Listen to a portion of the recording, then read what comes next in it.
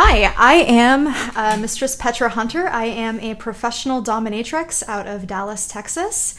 You can find me online at www.petrahunter.com, and you can also check out my business, The Sissy Kit, at www.thesissykit.com.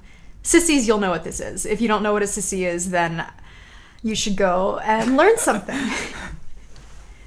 Okay, so I have something to promote as well. I have a soap business that I've started. Yes. Grime Soap. I'll have the link to both your website and my website below.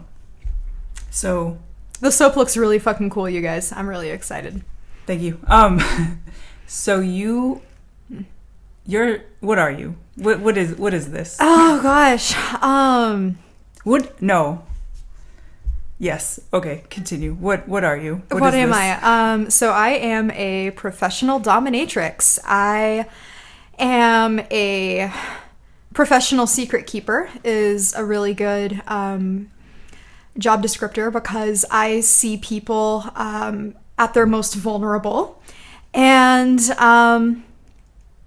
yeah, it's really, really pretty cool. So dominatrix, professional BDSM. Whipping, caning, flogging. But are there different types? You know what I mean? Is that just like an umbrella term, or?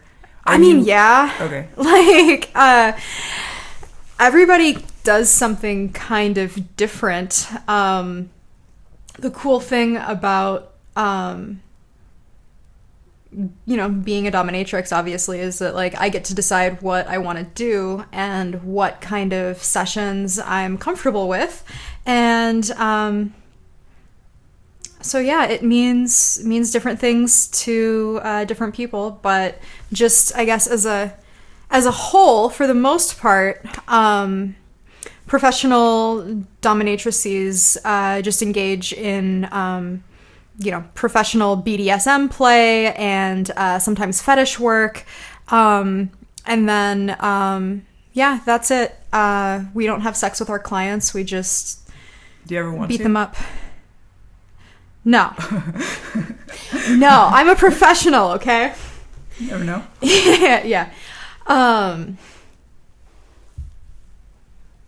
Is there, so that's what I do. Do you ever meet people who they hear that, like, how often do you introduce yourself as that? Or does that not happen? So I'm starting to do it a lot more. I've been in the adult industry for almost 8 years at this point, and for the first, 6.5, I was really cagey about what I did, but I'm kind of over that now. So usually I introduce myself just based off of the the vibe in the room. I have a well-practiced cover story. I tell people that I do usually something like really, really vague, like, oh, I'm self-employed, so I have a lot of different income streams and doing just a little bit of everything. I tell people that, like, I do videography, which isn't an entire lie, because, like, I film femdom and fetish clips, so there's that. I tell people I do social media. I tell people I do marketing. This did kind of bite me in the ass one time, because a few months ago I was telling my dentist about my marketing job, and then she was like, oh my god, this is perfect. I've been looking for someone to help me do all of this stuff, and I would be totally fine with moving forward and helping her do that. But, like, I don't have a portfolio that's family friendly. That's really not your job. That's so funny. Yeah, but I mean, in a way, it's part of my job. No, like, it is. You've got the skills and you've mastered this arena, but, like, that's your cover story. Like, no, I know. Yeah. Like, it could very well be a job, but it's, like, just my cover story. So. Like, what would that be equivalent to? Like, if you were a baker and you only sold, like, weed brownies or some shit, and then people are like, what do you do for a living? It's like, I make cake, and they're like, perfect. I need a wedding cake. Yeah, my 5-year-old's having a birthday. Can you hook it up? And you're just like, I don't have cake pans. Like, I've got weed brownie pans. I don't know. It just seems like... Your 5-year-old's going to be high as fuck. So, that's funny you mentioned the dentist. I went to the dentist for the first time in... I'm just going to say it. Who gives a fuck? So I went to the dentist for the first time in 7 years. It's crazy. And how many cavities did you have? Well, that's an interesting story as well. Oh, shit. Okay. Okay. So this is a bigger story. I'm just going to go for it. Yeah. Okay. So I've been an adult for... I mean... When do you become an adult? Well, you're really an adult at 18, but I've had a job for over 20 years, right? Mm-hmm. Okay, so in my mind, I've been an adult for over... Does it make you feel old? Yes! Yes. But you're young. You're like... Yeah, but... We're young. But still, I'm older than you. Yeah, so? Okay. You're still young. I'm embracing... You're not, like, decrepit. You don't qualify for Social Security. I'm embracing it. I'm embracing old. Okay. So this adult right here decided for 20 years that we only needed to go to the dentist twice. I'm in the driver's seat of life. This is what I do, okay? So for 20 years, I was like, fuck the dentist. I mean, the dentist sucks. Like, no, I don't have any issues with the dentist. Don't? No, it wasn't because God, that would make sense. That would be like you're an adult out. Making decisions. I'm like a child who's like oblivious to dental. Okay. Yeah. So for 20 years, for the first part of this 20-year series, I don't know. I was just oblivious to needing to go to the dentist.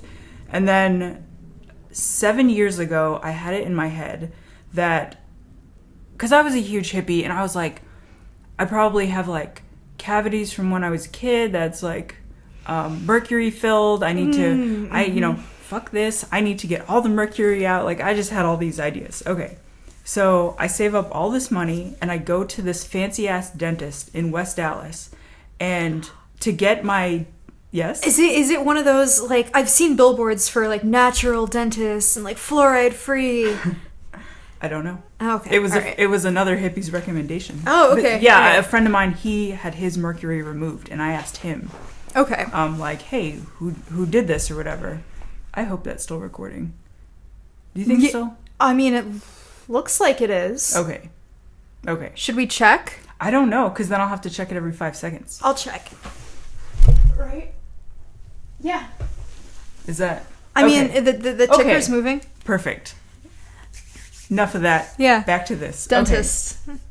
So I go to the dentist for the first time, and I had no idea what to expect, and I'm like, I'm here because I feel a moral obligation to remove the mercury from my mouth. And they do all the stuff where whatever they're doing to find out what's in your mouth. Mm-hmm. And then they at the end, they like pull me to the screen, and they're like, you don't have any mercury. Whatever you got, like I've only had a few fillings and they weren't mercury. Okay. So they clean my teeth and I go home. This is the whole story. Okay. And then 7 years later, I'm a real adult. I should know better. Okay. I know better. Obviously I know better because I'm acknowledging it. So I go to the dentist, and they are so thorough, so nice, so personable. Like, at one point, I was feeling so sentimental and cared for. I was like, I don't know, it was corny. Okay. No, were you getting, like, emotional? Oh, yeah. Yeah, okay. I was like, dude, this woman she is caring for me. I mean, I was, like, taking it. I was, like... It's cleaning your teeth. Driving this point home. Okay. Yeah. So, where's this story going? So... Okay. No. Okay, I got it. So they look at my teeth and they're like, wow, for 7 years, your teeth are fantastic. Like, you need a cleaning for sure, but, like, there's no decay. Now, what? Yeah, I did have some bone loss, which decay and bone loss, they sound so familiar. They're not the same, and I don't really need to get into my whole medical history right here. However... How does bone loss even happen? I will tell you, because they told me. Okay, so you have bacteria. Mm-hmm. like a bacteria Star Wars. I feel like there's a dentist that's listening and that they're just like, yes. No, they're no, they're like no. You're explaining it all wrong. Go back to medical school. Okay. So you have all this Star Wars of bacteria, and the bad bacteria create inflammation, and the inflammation somehow does some sort of dissolving of bones. Okay, so the bones that are, like, I don't know if that's part of your jawbone or what it is, but that doesn't come back. But there's things you can do. I don't really know where I'm going with this. Okay, so that's that. But as far as the teeth, I didn't have teeth decay. That's what they told me. We're cleaning.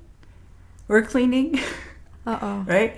And then she's like, "Oh wait, there's this spot that you can't see by looking. Like in the X-ray, you can't see it because it's just the position." Yeah. And so the very back tooth, it's like you can't see it by looking at it. It's like up and around and over. It's hard to explain. Okay, so they are like, "We need to give you a crown." There's. Fuck. Have you ever had do you know what that is? Because I just learned.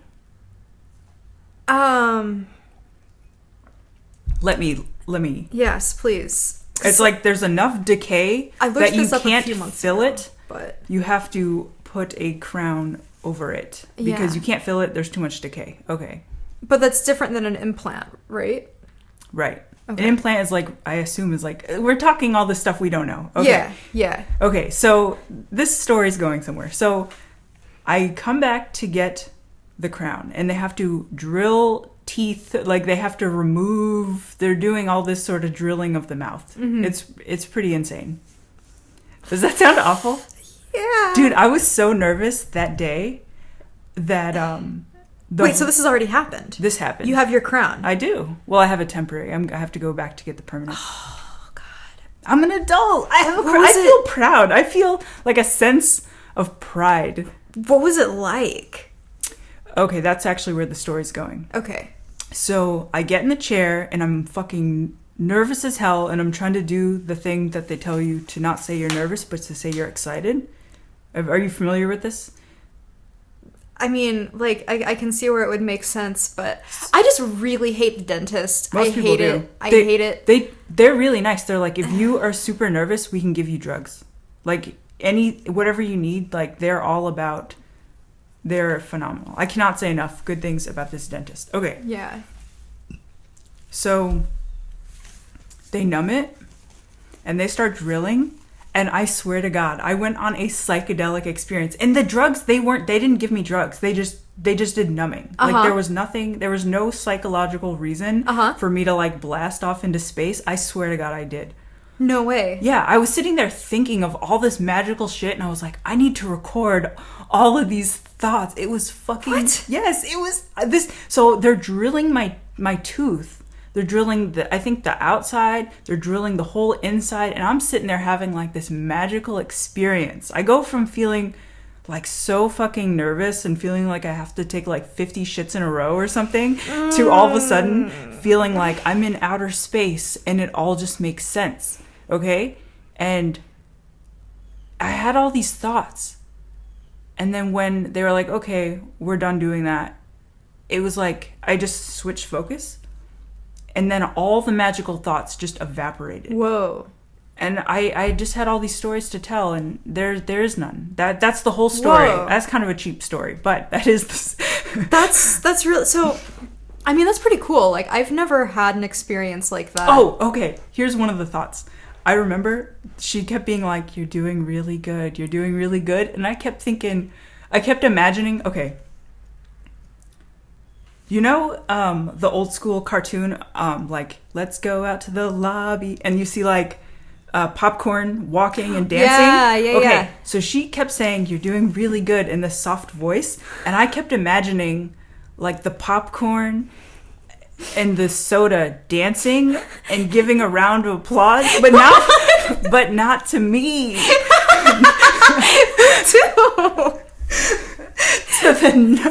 to the numbing medication.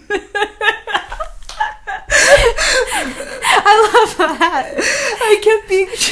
Every time she would say, "You're doing so good," I would be like, no, no, we need to be taking the medication. Wow. It was so good. I was like giddy because I felt like this medication needs a standing ovation. This numbing cream is just... It should be applauded. Yeah. So I felt great. I felt humored. I felt, visually stimulated by this cartoon dancing. And then as soon as she was done with that and we moved on to the next step, because there's a lot of steps, that feeling just, I wasn't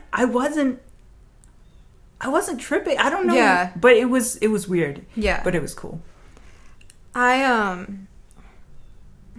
So first of all, that makes going to the dentist sound a little less scary, although I am sure that feeling for me will not last. I just do not like the dentist. It stresses me out. You should check out my dentist then. Yeah? Yeah. All right. Maybe one day. I ghosted my dentist. I was supposed to go for an appointment like in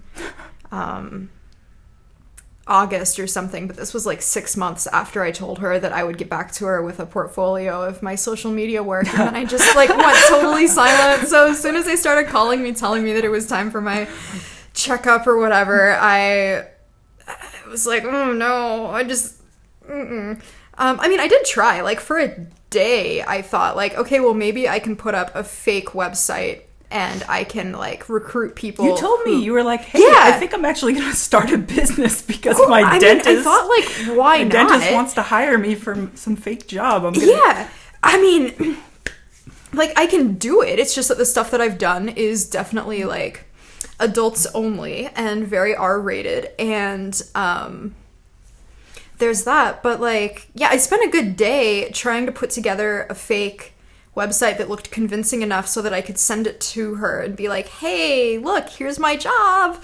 That's totally normal. It's totally a lie. It's a lie that turns... Yeah. You're like a man who's like, going to work, honey, and then you just build this other life. What is another separate family? Yes. But, I mean, look... I saw it as a potential additional revenue stream. It's brilliant. But then I realized that no, man, like I didn't want to spend the time to make a fake website. I've already got too many websites that I'm taking care of anyway. Like, fuck, this is hard. And the fact that you even like went down that rabbit hole of like building out this fake life. I love that. I really do. So, okay, because your job has a level of deception. Like, you can't tell everybody what you do. Right. And there's probably layers to what you can tell people. Yeah. So, because you have those layers, are you now more suspicious of other people? Oh, for sure. Dude, tell me. Oh my god. So that has ruined so many things for me because like the reality of my job the reality of my job is that I provide I'm a luxury service provider. And I provide fantasy fulfillment. And the fantasy that a lot of my clients have is that they want to not be in control anymore. So a lot of what I do is carefully crafted, like the image that I portray online. I mean, I'm fucking wearing a catsuit here, right, so that I look like a dominatrix, right? Like I'm making a conscious effort to like look the part. Like it took me like 20 minutes to do my makeup this morning or something like that. It's a long time for me. It sounds like a long time. So like there's definitely Yeah. My clients know me as this idealized, perfect person, and so it can be kind of hard for like, so do you consider it your alter ego? You know what? Yeah. Although, well, yes. Yeah. I consider, for sure. I consider my YouTube personality my alter ego. Yeah. And if I'm in a place of self-doubt, like, that's one of the first things that my brain uses against me. It's like, you big phony, you fucking fake, you gotta get out of here with your fakeness, right? Mm-hmm. And I told Mark, I was talking to somebody else, and Mark was with me. And I was talking about feeling like, whatever that feeling is, when I just feel critical of having, like, this alter ego. Mm-hmm. And the lady was just like, and she knows me, she's just like, I really doubt that you're a phony or whatever. Yeah. And I turned to Mark and I was like, what do you think? What do you think? Because he records all the audios with me. Yeah. And that's the part I'm referring to as the alter ego.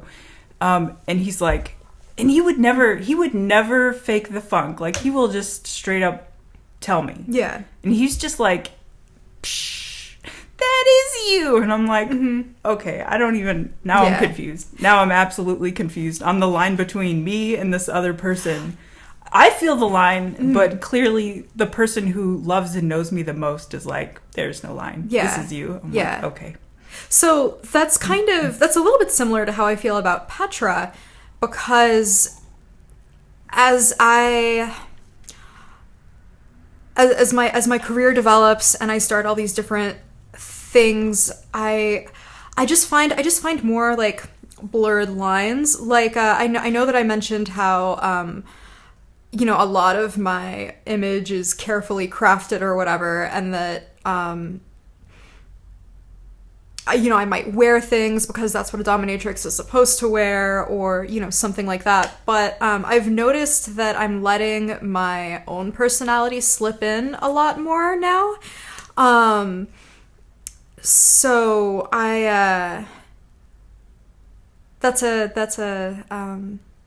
a weird one. And I'm trying to think of like good concrete examples. So I guess like a different example would be when I first started, I kept my real life and my persona very, very separate, like to an extreme. I wouldn't talk about my personal life. Anytime I mentioned something in my personal life, it was fudged or fabricated in some way so that nobody could ever have a chance of putting two and two together. But why is that? I mean, I can imagine reasons why you would do that, but I'm just curious how you rationalized it in your mind. A lot of it was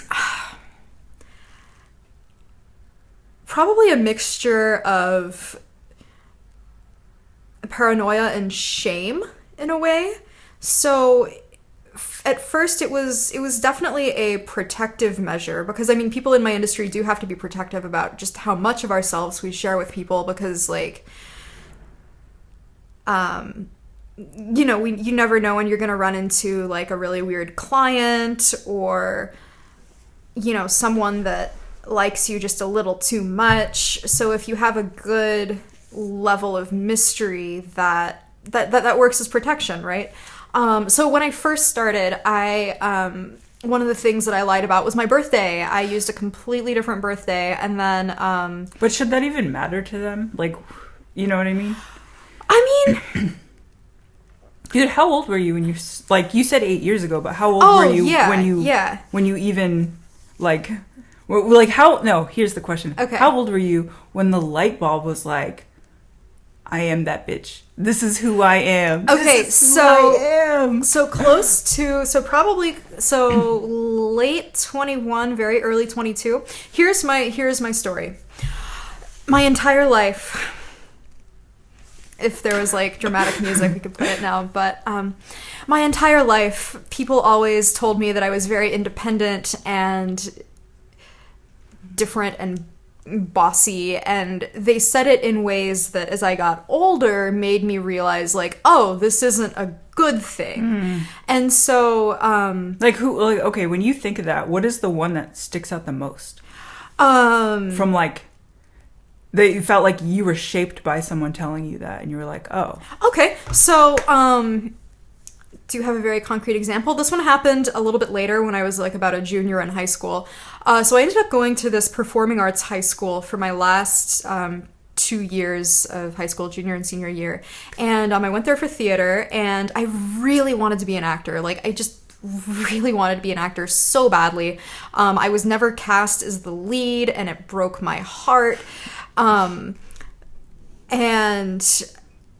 you know, I really wanted to be an actor. So we had this voice and speech teacher, and, you know, we had classes with him multiple times a week and everything. And he told me that my voice was too harsh. And, like, that doesn't sound like a big deal, but I would feel like you're fucking crushed. Fuck you. Fuck you. I mean, so that was something where I was like, oh shit, like I'm too intense, because that was another thing that they would say, like, you're really intense. Dude, somebody told me that like a few years ago. Okay, I know we're getting off topic and we'll get back on. Yes. There was somebody have been unfortunately trying to win their approval for years, like be my friend, like connect with me, like all this bullshit. Okay, finally I trapped this person into hanging out with me for like it was actually supposed to be like weeks. We were actually supposed to do like this thing together. We were together for 2 days, and then some shit went down, which shit, I'm ruining everything here. God, that's okay. Trying to like okay, so boots are getting in the way. So we hung out for 2 days, and then their situation kind of blew up, so we were like, peace. So like we chatted a little afterwards, after we split ways, and this person was like, I gotta tell you, you're a bit too intense. And I can't repeat the way that this person said it to me, but it was like, it hit me. Yeah. It was like all of these memories of situations where I could feel like I'm not connecting with people. It's like, okay, I get it. Yeah. I get it. Okay. So so somebody telling you it doesn't like, feel like my voice was too harsh, and I was already really insecure over the fact that, you know, I wasn't being cast as in the parts that I thought I was capable of. I was always like in the background. I was like woman holding flowers who had like 2 lines and shit. And you know, I didn't want that. Like That's so funny. Yeah. So so it really hurt, and it made me think that because I was being told I was too intense, because I was being told that my voice was too harsh, because I was being told that they also told me that I wasn't an actor, I was more of a director. And all of this stuff just like really, really hit me. So, you know, throughout adolescence and my early teenage years and stuff, when people had told me that like, oh, you know, you're too independent, you're too bossy, you're too intense, whatever, I just blew it off. I was like, who the fuck cares? That's why we connect. But then whenever I was, you know, my junior year in high school, when they were telling me these things, it just really hit me in ways that it hadn't hit me before, and it made me start thinking that this was like a problem, and that I needed to be more, I didn't think about it in these terms, but that I needed to be more submissive and, you know, demure and more like overtly feminine and delicate and shit. And so so for a few years, anytime anybody, like, I had a love-hate relationship with being independent and stuff, which, as I have between learned, your own personality, like between your internal self or between you and... Okay. Yeah, so between my internal self and what I felt best as, and then who I thought I needed to be in order for people to like me. Why? Yeah, okay. Yeah. So I ended up... So fast forward to January of 2011, I decided that I was going to make some extra cash by selling my dirty panties. And... always loved a good side hustle. And so I signed up, and I decided that the persona I was going to create for myself wasn't going to necessarily be submissive, but was just going to be the like good girl next door. And I didn't want my clients to think I was domineering. I didn't want them to think that I was, I didn't want them to think I was a bitch. I wanted them to think that I was just, the cute, innocent girl next door or whatever. But, like, that didn't work. That's so interesting. That's really enlightening. Yeah. That you were like, I'm really going to, like, there's a word that I use because I've definitely done that too. It's the word that I use. What the fuck is that word? It's like a diversion. I can't think of the word. There's a word. Yeah. Where you do this thing like over here so that they don't see that you're a strong fucking, you're like, no, I'm really the girl next door. And it's like, yeah, so they're looking over here so that, well, your real self, it's like, I don't know how to explain for me, it. though, there wasn't really that distinction. I think I was more interested in portraying myself as the innocent vanilla girl next door because I was hoping that maybe after enough practice with that would translate over into my personal life and I would stop getting people telling me that I was the way I was, like it was a bad thing. Mm-hmm. But that didn't work. I hated my persona, and then even then, it didn't take long at all before my just fucking regular, like, dirty panty buying clients were emailing me, and they were like, hey, so are you sure you're not dominant? And wait, how did that come up? Well, that's the thing. So the whole panty selling thing was like a slippery slope, right? Like, so you'd email a guy, or a guy would buy some panties, and then you'd ship them out to him, and then he might email you a few months later, this time wanting a different pair of panties, and then after that he might confess that he was submissive and he wanted you to tell him what to do with the panties, or he would like it. It's a big wide world out there, but like one thing turned into another, and the clients were like, hey, I'm pretty sure you're dominant. That's and crazy. Stuff. And at first I was like, no, I'm not. But then finally, around the very end of 2011, so I'd made it almost one full year in the seemingly vanilla sex industry. I mean, I was dishing out like domination things here and there, but the just like regular girl next door panty selling thing was definitely my focus. But then this is where it all changed. I got paid to make fun of a man's small penis. Was that through the panty selling? Yeah. Really? Yeah. He was like, hey, will you? Yeah. And you were like, fuck yeah, I'll take some money. Yeah. And the crazy thing is, I was paid $3 a minute for a 5-minute video, which is fucking $15. At the time, I was stoked. I was like, what? Look at all this money just falling into my lap. Now I would never dream of charging so little. Oh my gosh. I mean, we all gotta start somewhere, but like, fuck that. Oh my God. But yeah, so I made a video where he'd emailed me some pictures of his tiny little boner, comparison shots, like next to a battery, a tube of lipstick. Oh my God. Whatever. And pulled them up on my phone. And then I just responded naturally to the camera, and I was hooked. Yeah. I was hooked. Yeah. Like and yeah, I mean, and then it was really interesting, because then I realized, oh, wait a minute, all of these personality traits about myself that I thought were bad are actually very attractive to a lot of people. So that was really cool. So then I did online based stuff for a really long time. I did domination through email and, stuff like that. And then I branched out into taking pay per minute phone calls, and then like webcamming, and then like custom clips and stuff. And were you trying to see like how far you could take it, or were you just doing it like one opportunity came up at a time? I think a little bit of both. I mean, whenever I made that video, it wasn't like I realized, oh fuck, I'm gonna be a dominatrix and own my own dungeon. It was never like, but you knew that never was an like option? That.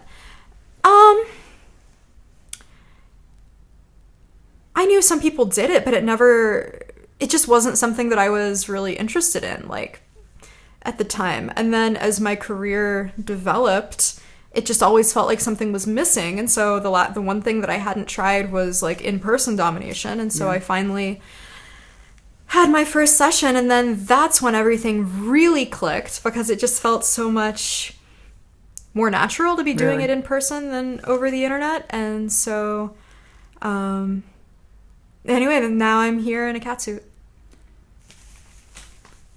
Man, it's like the natural question is like, what advice would you give to somebody, if you know what I mean? Like, if there's some hippie out there listening and they were like, oh man, that sounds, I mean, there's a fuckload of money in it, right? I mean, I'm saying, like, if you develop clients, I mean, people aren't just showing up out of nowhere. But as far as I mean, like, as far as putting in the work, you got to put in the work, and it's going to take a really long time to put in the work. What is the work? Is it networking? Is it just finding people who are into what you're doing? So much. So, branding. You got to create your brand. You've got to advertise. You have to have a place to work out of, which if you're not renting a dungeon, you're going to have to put forth a shitload of money into starting something, because bondage furniture is fucking expensive. And then on top of that, like, latex is really expensive. Just a regular, like, if you see someone in a latex dress, just a regular latex dress, it probably costs at least $200. Damn. So wardrobe is a huge thing. You got to screen your clients. You have to communicate through email. You have to figure out how to get deposits. You have to practice your skills. I mean, God, don't go in there. Like, don't go into a session without knowing what you're doing. That's really irresponsible and dangerous. Really? And, well, yeah, because, I mean, you're with, like, BDSM, you're dealing with things that, if done improperly, can really hurt people. Mm. So, for example, if you're spanking somebody, I'm spitting on your table. Okay. If you're spanking somebody, you got to know, like, okay, well, where can I spank? Where is not okay to spank? Yeah. Where is okay to whip? Where is not okay to whip? If I, if my client wants to play with needles, how do you successfully do play piercing? How do you know, how do you know when your client needs to take a break? Yeah. All of these different things that you really need to be aware of, because otherwise, if you're just going into things all cavalier and shit, you could really hurt somebody. And, I mean... Oh, that sounds so scary. I mean, yeah, it's a commitment. Yeah. And it can be dangerous. So you just gotta do your fucking research.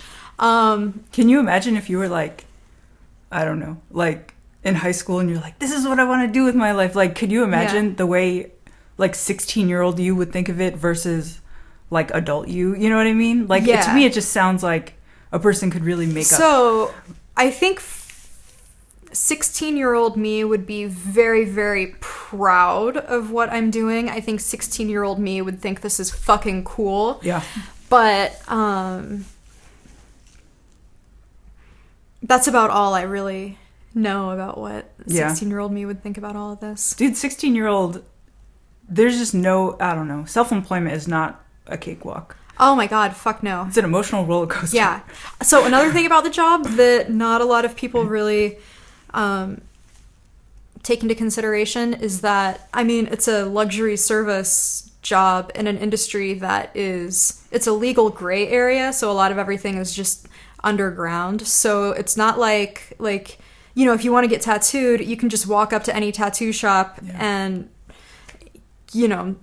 like, they take walk-ins, but that's not the case here. And so it's really hard to predict business, and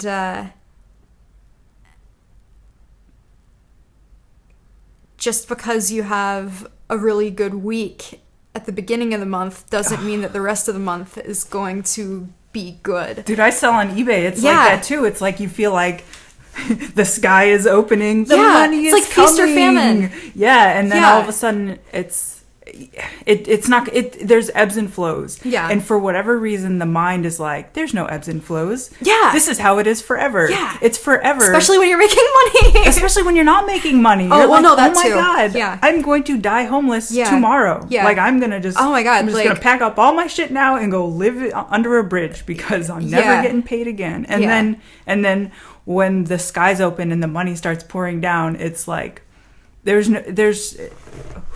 was that person crying 5 minutes ago? Yeah. My life is fabulous, living my best life, like fuck everything else. That's like half of our text conversations. Yeah, freaking out and celebrating. I think we don't talk in the middle. We don't just talk normally. It's like, yay, very business oriented. Yes.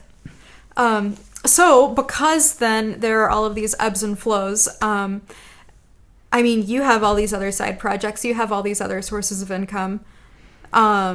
Potential sources of income. No, whatever. They're totally sources of income. I'll take it. So I do too. So I do a lot of different things to just try to add a little bit of consistency. I film like femdom and fetish clips. I still do phone calls through domination phone calls. I webcams sometimes. It kind of makes me impatient though, so I don't do it as much as I feel. Dude, what if there was someone watching this that was like, oh shit, I want to pay this woman some money. What do you want to get paid for? You know what I mean? Like, what service are you like really pumped about? In-person sessions, but aside from that, I guess it's really just gonna, I wish I had you put me on the spot. I wish I had like a concrete answer. So it's always more fun for me to do like, if I'm doing distance training with someone, which is like, they're calling me over the phone or we're not in person.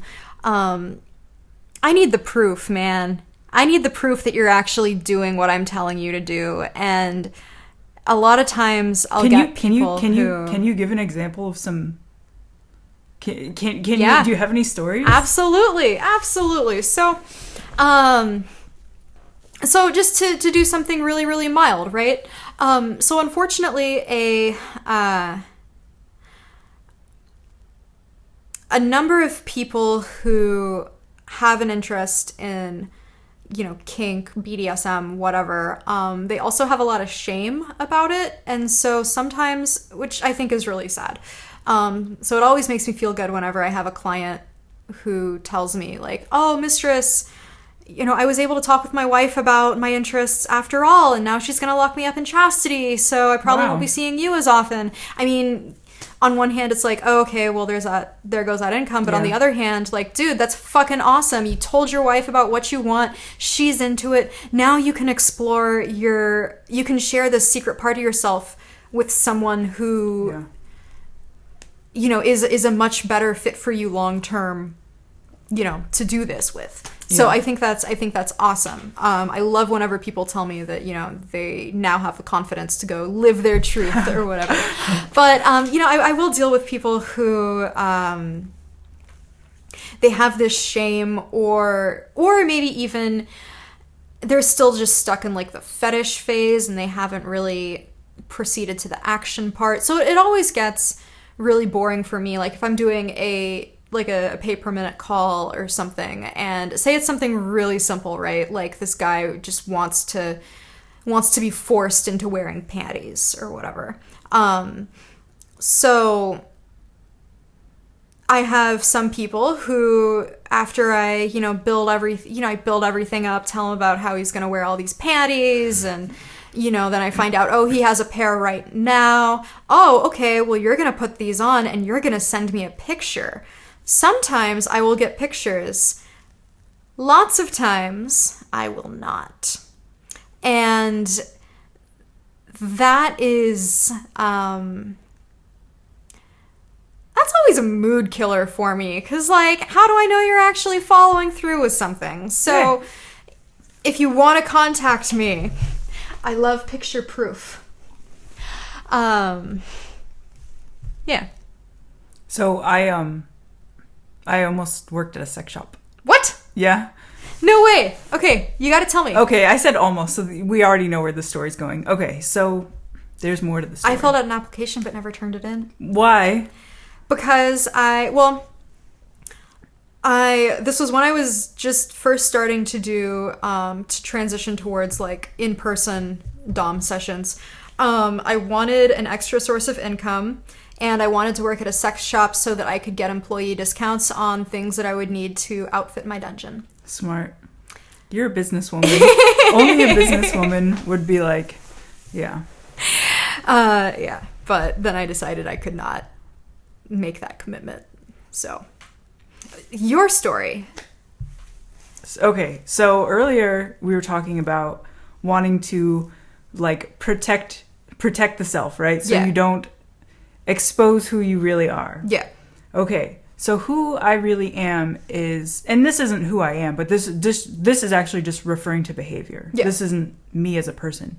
My behavior is, I've just never been into drugs or drinking. That's just me. There's no moral reason, but I've always felt very insecure about that because I don't want people to. There's so many assumptions people can make that I don't tell people I don't do those kind of things because it makes me very self-conscious. Like, I gotta fight for it. I'm like, I don't give a fuck about it. Mm-hmm. Either way. Okay. So, where is this going? So, during this time, I'm dating this guy, and he's like, we need to do lots of acid. And lots, I can't really qualify what lots mean. His version of lots. Okay. And I was like, you know what? I can grow as a person. Let's do this. Right? Oh, shit. Yeah. Okay. Yeah, I'm like, I don't have a moral stance against it. This isn't really my bag, but fuck it. Yeah, no. YOLO. Okay? Yes. Yes. So, we do acid we do acid a few times in a reasonable amount of time. What did you think about it?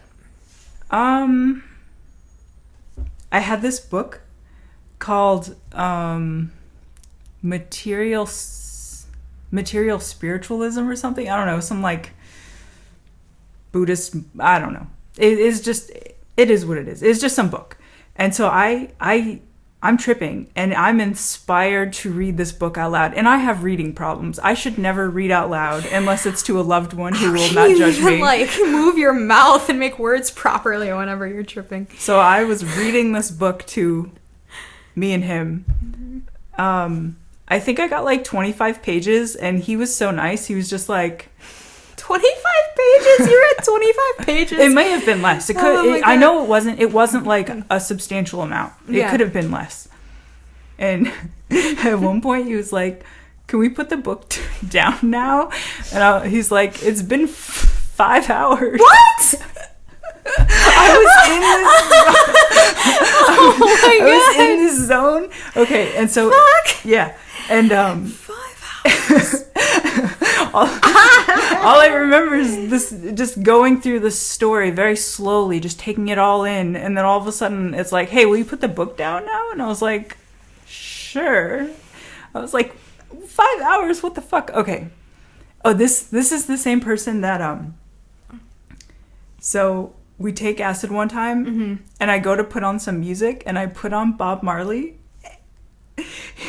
He jumps in, and he's like, dude, don't do that. He was like, don't do that. That's so cliche or some shit. And I was like, and I just had this feeling of like, thank you. I didn't know. I should have known. So nice. Okay. So we do this acid, and it's not, I don't know. It wasn't a great experience, and it wasn't a bad experience. Yeah. It's just like the sensory experience. It wasn't, okay. I'm too mental. Like, okay. And then I decide I'm just having all this chaos with keeping jobs and I get jobs. I just was having chaos with keeping them, like internal, like I'd get hired, and then I would be like, and then I just wouldn't ever go for the first day, or I'd go for the first day and then I would never show back up, and then I'd have to go back out on the street trying to get a new job. So I'm like, I'm going to work at a sex shop. because all these normal jobs, I can't handle these normal jobs. Maybe the sex shop is exactly the job that would help all of my anxiety. I didn't know it was anxiety back then. Yeah. I was just, why do I feel so nervous? Okay.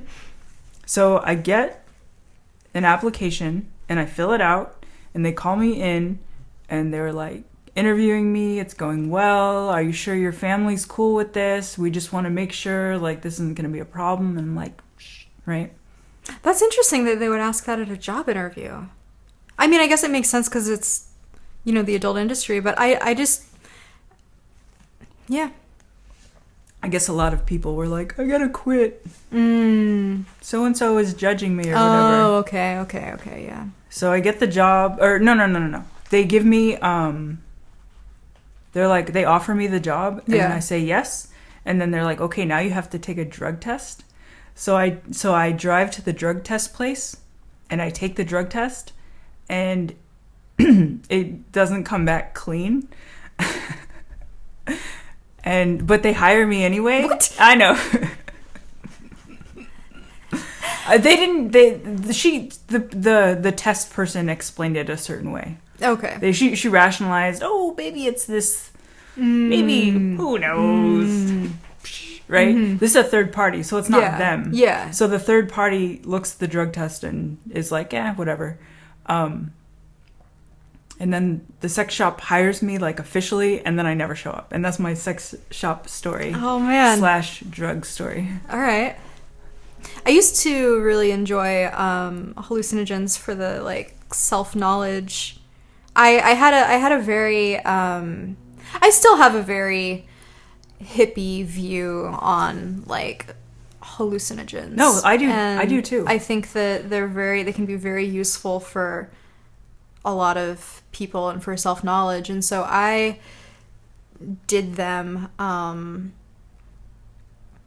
fairly, I don't want to say fairly regularly, maybe like once or twice a year for maybe 5-6 years. But then, so earlier this month, actually, at the very beginning of October, this year has been a very weird year for me. I'm undergoing a lot of changes, and so hallucinogens in that way have been very helpful for me to try to like make sense of everything that's going on.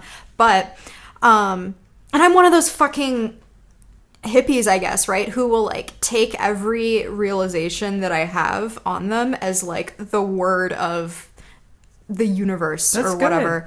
Good. So yeah, the last time I did it, my big realization was that it's not for me anymore. Really? Yeah. And that it was it was kind of like a really grumpy realization. I just remember feeling very grumpy whenever I had these feelings, but I realized that for whatever I was struggling with at the time, there was no magic answer, and that the acid that I'd taken wasn't going to unveil like what I should do or these new facts about myself or anything like that, and that all I really had to do, there was no magic answer, there was no guidance. I just had to suffer through this shit out on my own. What? Yeah. And so that's disappointing. It was, but it wasn't. But no, but it was good though, because it wasn't like you're never gonna do hallucinogens ever again. It was just kind of like, in a way, it felt like, we can't help you anymore. Yeah. Maybe in the future, these things will be useful for you, but right now you're kind of just like on your own. So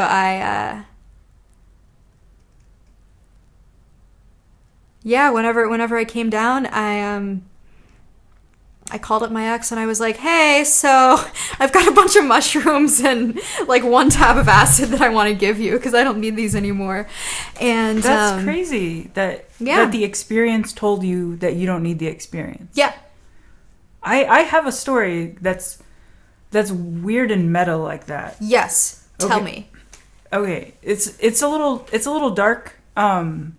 Okay, so I would have this thing that I would refer to as dream therapy. I don't know if I told you this story. Okay. Have you told them the story? I don't think I've told anyone the story. Okay, so for years I would do this thing that I would refer to as dream therapy, which is essentially that because I would be consciously, how do you say it? Like, I'd be receptive to meaning from the dreams, that it wouldn't just be like my dreams these days. They're not intended for meaning. It's just sleep for the sake of sleep, which I should probably work on that. There's room in there for magic. Okay. So for years I have dream therapy where something very insightful and meaningful, there's something there, and it would be very personable. It would be very real. Okay. So for years I have this. One day I have this dream. It was a dream within a dream times 3. So I have this dream that I'm with my ex, and the guy I used to do acid with. Mm-hmm. And this was like a couple years after he had ran away, and I was with Mark, and we were married for a year at this point. Mm-hmm. And I have this dream where my ex shows up, and he's like telling me how he murdered his father. Okay. And I would wake up from that dream into another dream. And which I definitely don't ever do that. It's like fucking Inception.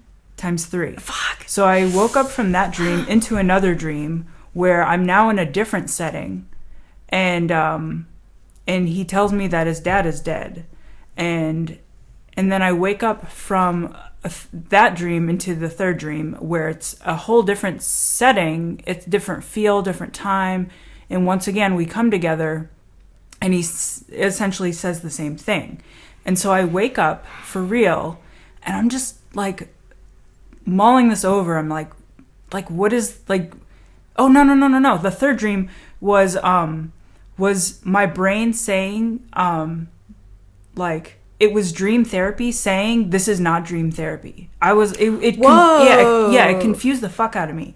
So, and I wrote it all. That morning I wrote down everything I remembered from the 3 dreams, and I just kept like thinking this over and over and over.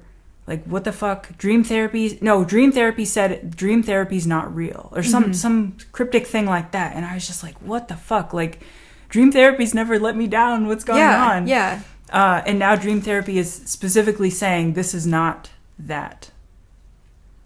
And then, I don't know how long later, maybe like a week later, a month later, my ex, his mom called me and told me that the father had died. I had this dream that was trying to tell me, which I don't know why it would tell me, because we'd broken up in that relationship. Was he murdered? He wasn't murdered. Okay, he had cancer. Okay, so it's just half. But it's weird. No, that's weird. It's weird that he would come to me in a dream and insist that I know this. Yeah. I mean, who knows why? I don't know why, but it's I don't know.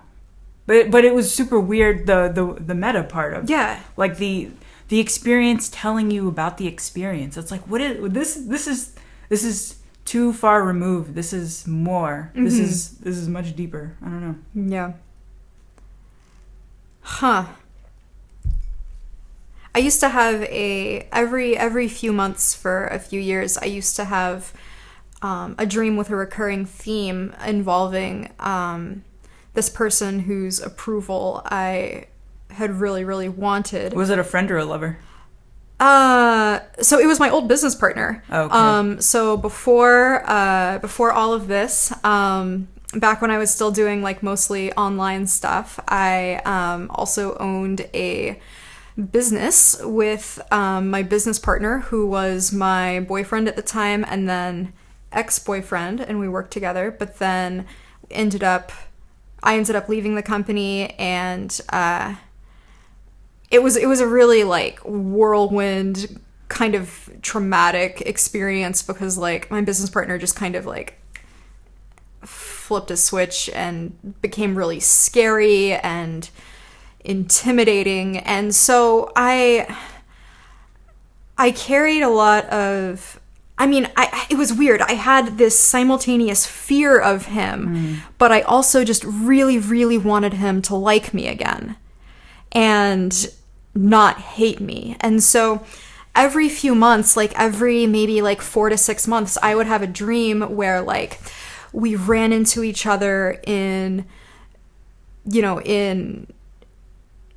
public, and I wasn't afraid of him, and he didn't hate me, and he didn't like try to make me feel unsafe. Instead, he was like, oh, hey, good to see you, like blah, blah, blah, whatever. And like sometimes we would just like do really mundane shit, like talk about our lives and stuff. And in one of the dreams, he showed me the cats that we had together when we were like dating, and then in one of the dreams he met my boyfriend at the time. Wow. And like it was really weird. These dreams, they did, like, they were comforting, but they were also really kind of unsettling, because like, so for a lot of the dreams for the first few months, they would always sort of end up with my old business partner doing something like saying like, I still love you or something. And like I would wake up kind of disgusted, because that's not what I wanted at all. Like I wanted him to like me and be on friendly terms with me. I did not want him to have any feelings for me like whatsoever. I wanted him to be successful in these other relationships and to just see me as like a cool person that he didn't have to like threaten. So I didn't get that. But then like it would just cloud my mood for the whole day after I woke up. And I had these dreams, like every 4 to 6 months for probably like 3 years or so. And then the last dream that I ever really had, so there was there were two towards like the tail end of this dream period that really stuck out. One of them was like he told me that like he didn't need me anymore or something like that. And then the other one a few months later that I had after that was that he was telling me that the business was going to close. And I had later found out that I had had that dream after the business had been closed for a few months. But like, anyway, there was that. And then I had the very last dream that I had anything like that was very different, in that instead of wanting his approval or wanting things to be okay between us again, I stabbed him in the neck. Really? Yeah. Dude. I was telling this story and I was like, fuck, man, I'm gonna have to tell people that I had this dream about stabbing somebody in the neck. No. Okay. So I'm not a violent person. No. I so approve of that shit. Yeah. Like, so I had a crazy person in my life from when I opened the restaurant with a crazy person. Yeah. Okay. So for years, I would just feel on edge, like, oh my God, what if this person just sees me in public? Dude, me too with my business partner, man. Because you know, like, if you see this person in public, they're going Shit's gonna go down. Yeah, like, and I did. I ran into this person in public before, and it was just like, okay, that doesn't matter. Okay, so it fucked me up though, and I bet it fucked you up too. It still does. That's why I never tell stories about opening the restaurant, because I feel like, okay, I have this YouTube channel, like it would dazzle everybody if they fucking knew that. Yeah. Well, it would impress them that I could do some shit, because I definitely would not view myself as that kind of a girl. Yeah. So it's like, oh, that would feel like a sense of pride, but I don't want to talk about that situation, because just bringing that, it's like saying Beetlejuice 3 times. Yeah, it's like just bringing this person up. It's like I would hate for the gods to deliver this person that it's like okay, so real quick, I'm gonna butt in really quickly just to explain like how fucked up this situation with me and my business partner was. It's funny you call him a business partner, because I see you guys were like engaged for a second. It was to me it's interesting that you call him a business partner, because it was a relationship. It was, but you lived together. Yes, but he loved you. I don't want to say all this. Oh, fuck. He didn't love me. He loved the idea of me. And we can go into this a little bit later, like off camera. Oh, okay. But I just feel bad, like, you know, saying this shit right now. It was not a good relationship. For me, a lot of it was a stay together for the business relationship. He had the connections, I had the work ethic. The engagement was not something that I wanted, but I didn't, here's a story. So whenever we were together, he was this major stoner, right? Like, he smoked weed like all the fucking time, and I didn't care. I just didn't smoke. That wasn't my thing. I didn't like weed. Anytime I smoked, it made my brain feel like cloudy, and I just didn't like it. But we ended up going out one day to this event, and he asked me if I wanted to get stoned before we went in, and I was like, you know what? Fuck it. I will. So I did. And then, so I'm really high at a time when I can't really function being really high. And then, he starts maybe 10 minutes later, we're doing our thing. And then all of a sudden he just he starts talking to me, and he's kind of like rambling a little bit, and I can't really follow what's going on because I'm really fucking high. But then he says something like, oh, I got you something in case you want to wear it. And then I start thinking like, oh shit. And then he pulls out this ring from his pocket, and he doesn't even say like, hey, do you want to get married or whatever? He just pulls it out. And it's like just this immense feeling of, and there's a lot of people dread. There, right? Yeah, there's a lot of people watching there. Yeah, this, yeah, for this. And then people were like, oh shit, look at what's happening here. First of all, we had never talked about this. I did not want to get married. I was 22 years old. The last thing we had even talked about, in terms of getting married, he said that he didn't want to marry me because of all of these different reasons or whatever. And that conversation was had 3 weeks prior. Oh my god. So I'm stoned. All these people have started staring, and they're watching, and then all of a sudden he starts crying. I don't know what to do, but I know that I can't trust myself to get home. We were living together at the time. I couldn't trust myself to get home. I was scared of taking a taxi because I didn't know what part of town I was in, and I didn't know if I was too fucked up and would be taken advantage of or whatever. So he was crying, and I didn't know what to do. So I was like, okay, well, I guess we're getting married now. And then it was one of those things where I didn't want to tell my parents. I didn't want to tell anybody, but I felt like I had to. I saw it on Facebook. But then, yeah, because I was like, well, anyway. But, so we did that, and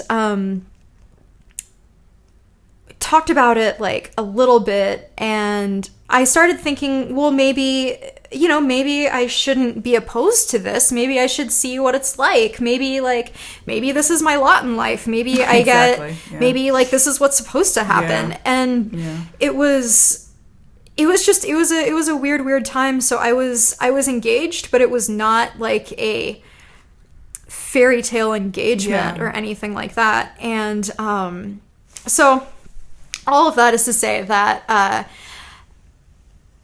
we were working together, we broke up, and then a few months later, he just decided that he didn't want to work with me anymore, and his personality totally changed, and he started behaving in ways that were really scary to me because I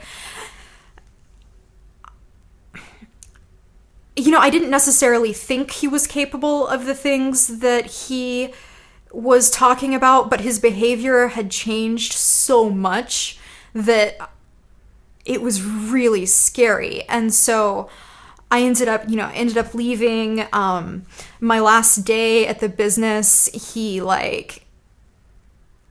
fucking screamed at me from across the sidewalk and stuff. It was really, really dramatic, weird shit. So all of this is to say that these dreams were very comforting to me because I didn't want him to hate me. I wanted him to just understand that we weren't a good match, and that we built this cool business together.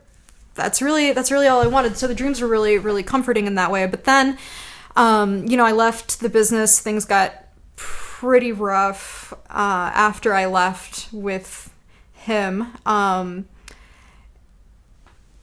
had to get a lawyer. It was really, really, really weird shit. One time I woke up in the middle of the night because I heard this noise that had reminded me of his vehicle. And the first thought that I had in my like half sleepy mind or whatever was like, oh fuck, he found out where I live. And that's why I don't like anyone my address because of that feeling. He found out where I live and now he's like come to kill me or some shit like that. So I was terrified of this guy. But at the same time, I really wanted these dreams to happen because they were really comforting. It's so fucked up. I don't even remember how we got started on this tangent. You were talking about restaurant. No, because you said that you stabbed him. Yeah. So that's how everything ended with these like series of dreams. I ended up just like stabbing him in the neck. Dude, and to me, that is the most, I'm going to use the word, enlightened. I said it. I used it. I seriously think that is like the most...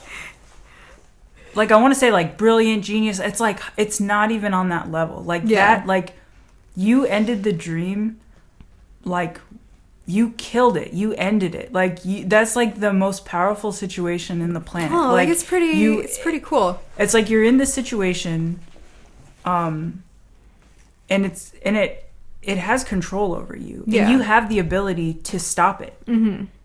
And you were doing it the nice way. Right? But it wasn't going... It wasn't...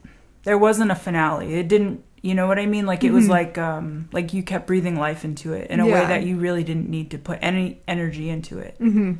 And the way you ended it is fucking... I can't even describe, because when we were in the tiny house in the woods, right before I met you, which is funny, because even though I met you... before the business, like I met you like, oh, there's so-and-so's girlfriend. That's how I knew you. That's how I assume everyone knew you. Right. And then I started working with you at your guys' business. And that's how we became friends. You were our first employee. I was the first employee. I was like the only employee for like a year and a half or something. Yeah. And I worked like 8 hours a week or less. I don't know. It was amazing. Okay. So when we were at the tiny house, I was having like dreams of like dealing with this crazy person, and I don't know how to say it. It was like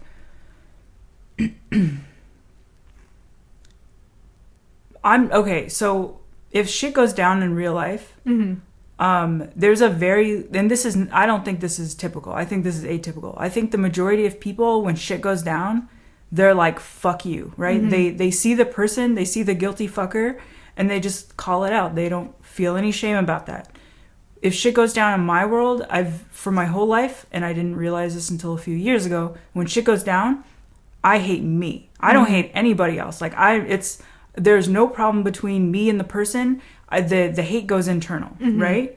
And so in these dreams of dealing with this person that is very threatening and very, like, just very scary situation, in the dreams, you know, the first place I want to go is I want to make it okay. I want shit to be good. Yeah. Like, I want to take the situation down a notch. Yeah. Right? Yeah. Like, we can be good. Yeah. Like, we don't have to not be good. That's what I wanted. Always. Yeah. Like, that's always the resolution in my mind. One day it occurred to me, I could kill this person in a dream. Like, it never, ever, it was like that. It was like, it just occurred to me. I was like, I could kill this person in a dream. I could. And I had to think about that. Like, is that who I am? Does that make sense? Like, how do I feel? Like, how do I feel about that thought? Because it didn't feel like my thought. It was just a thought.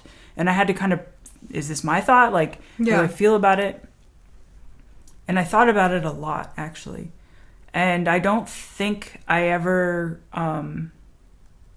like, created the dream to address that situation or to fulfill this kind of idea. But the fact that you did is like the hero fucking move. Like, it wasn't even planned, though. I just woke up and I was like, oh, more magical. Because the reality is, your mind is and this is gonna sound dumb to say, but there was a time that I didn't know I could think anything I wanted. I seriously have always thought, like, this is what I should think. This is what I can think. This is the parameter, and I never think outside of that. Like, you know, the best example, and I really don't want to go down this road too deep, is if there's certain dietary restrictions, I can't even think. Yeah. I can't even like question outside of that. I can't think, do I even enjoy anything out? Like these questions are so off the table, and I feel like I've always thought in the box deeply, in whatever it is. So thinking this thought of like murdering someone in my dream, or being like, you know, self-defense in a dream. Yeah. It's like, what? I am allowed to protect me? Was a foreign thought, you know, because I've always taken the pain on the inside. I didn't realize I could be the hero in the situation. So I'm just blown away that you did that in your dream. You just were like, fuck it, let's do it. And it resolved your situation. Like your internal dialogue just kind of chilled the fuck out. Yeah, like I think he's probably shown up in dreams since then, but it hasn't been like they were before. Like it doesn't affect you the same in the morning. Yeah, and it's not like the theme of the dream is the same, because the theme of the dream was always about just like a reconciliation of sorts, right? But then I haven't had any reconciliation dreams ever since. I have stopped wanting any type of reconciliation. Exactly. Which took a while. It was a process of like a few years to like start realizing, you know, oh, I don't have to have this reconciliation, but then to realize I'm just at a completely different place at this point. So it's interesting. Like, it's so funny because to me, that relationship is actually pretty monumental in my mind. Your relationship. Oh yeah. But I learned so much. But I forget it because, like, whenever you've mentioned something in that realm, like the business or something, I'm like, oh yeah, that's like a thing. Yeah. And I block it out because, like, in that situation, the person you were in that situation, so-and-so's girlfriend, is so far from, like, the dominant. And I wouldn't personally characterize you as dominant just because, I mean, I wouldn't characterize myself as dominant, but obviously... But we're both intense people. Thank you, world, for letting me know, because I didn't know myself. I don't know, I think... I'm an ugly tatted skank and you've got lizard hands. I've gotten all these comments as well. I don't know, it's just interesting that in that relationship you were like the sidekick, but you are not a sidekick. You are like, you are you. I'm like, dude, okay, this is not a side. It's just so weird to think that you were once a sidekick. Okay, but see, the thing is, in my mind, and to a lot of people who I think were close with me at the time, I was not a sidekick. But what was really frustrating to me about that relationship was that, like, I was putting forth so much effort into this business and so much, like, I was doing so much, and then whenever there was some sort of like newspaper article or, you know, interview or something, it was always with my business partner instead of me. Like, we got this really big award that we were both really proud of, and like somebody from the publication came to take our picture, and whenever we were like getting the pictures taken, the photographer just casually mentioned that he had to ask his supervisor if it was okay if I was in the picture too. And the fucking thing was, at that time, the business was a sole proprietorship under my name. Like, my name was the only name on the bank account. Like, it was all of this crazy shit, right? And like, I remember one day I was, you know, somebody that had known my business partner, and I just sort of casually mentioned like, oh, so you do all the work and he gets all the credit. And like, you know, just something like that. And then like, you know, a few months after I left the company, I ended up running into somebody who, you know, was there from the beginning or whatever, and they were like, oh my god, I heard what happened, and then they said something like, he never would have gotten this far without you, or something like that, and it just like made me cry in the car on my way home or whatever. But that was like that was such a pet peeve of mine. I have in little notebooks these little bullet points of things I wanted to talk with him about, and about one of the things was how like I felt like my involvement with the company wasn't being represented like it should be. Like, I ran the social media, I ran the emails, I did all of this. I didn't even know that. I built the website. I genuinely thought it was all him. I really did. Well, I mean, I thought it was all him. It was his idea, and then I decided I wanted to help out, so I just like jumped along. But then I started doing like more and more things, and so, you know, at that point, whenever the photographer was asking his supervisor for permission to put me in the photo, like, I'd built the website, I was running the social media, we did a Kickstarter, I put the Kickstarter together, and then there was like the bank account and all of this stuff. Like, the first time, yeah, it was fucking crazy, right? So, but I have in this little notebook these little bullet points of where I'm trying to like hype myself up to talk to him and say like, hey, I feel like my representation is not good. And I feel like I'm like, sometimes some of the early articles wouldn't even fucking mention my name. I was just the girlfriend, and it made me feel so shitty. And so I had like written these things out. I was pumped. I was gonna sit him down and be like, hey, I feel like I do a lot of work, but I don't get a lot of credit. Can we talk about that, please? But then in that same notebook, you'll see where I scribbled out everything, and then I just wrote in big letters, like on the page next to it, it doesn't fucking matter. Aww. And it was crazy. So anyway, there's that. And now you work for yourself. Yeah. And it's awesome and terrible all at the same time.